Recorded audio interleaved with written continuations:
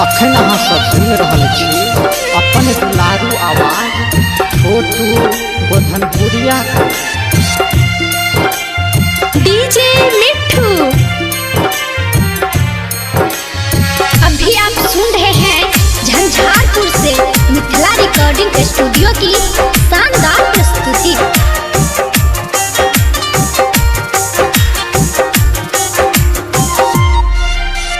प्यार के बदला पीर मिललिया, चाहत में दिल टूटलिया, बचलऊ मिरिया कोना बीतत साथ सनम से छूटलिया।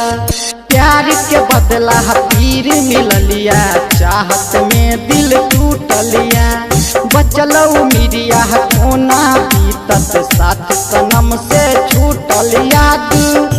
आबै छे हमरा बीतल बतिया रे याद, आबै छे हमरा बीतल बतिया रे कोना लिखलक विधाता किस मतिया रे कोना लिखलक विधाता किस मतिया रे।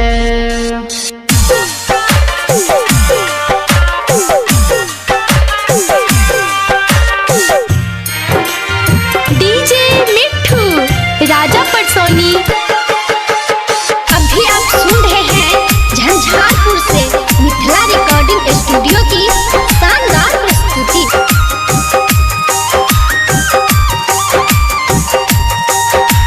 स्वर्ग जना जिंदगी रहे छे कोना नरक भ जाय छै रे, दूध हिया एक जान रहे छे कोना फर्क भ जाय छै रे।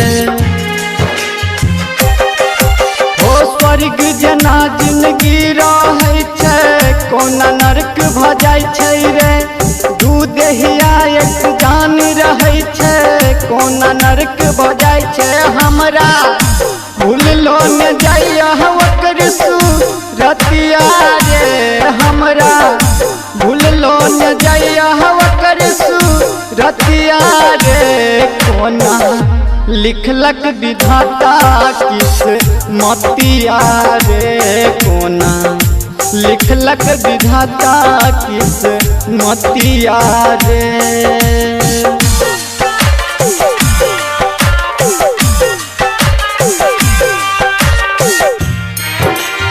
डीजे मिट्ठू राजा पटसोनी।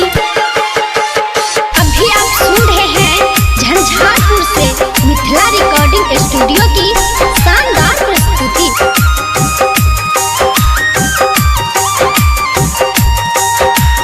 सहलो न जाइया हमरा जुदाई रह हमर जान रे, ओकरा प्यार में पागल भेला रह हमर परान रे।